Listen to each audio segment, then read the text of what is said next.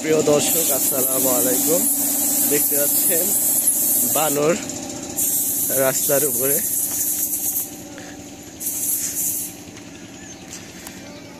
ও কয়টা? চারটা বানর।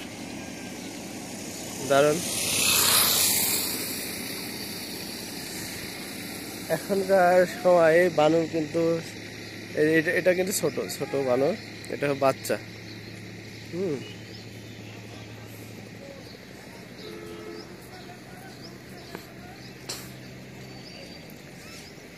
শীতকালে তো রোদ পোহাচ্ছে, আর কি আর করবে তারা? ক্ষুধার্ত, প্রচুর ক্ষুধার্ত, এই কারণে তারা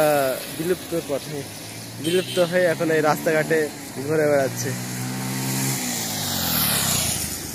একবারে সিরিয়ালে।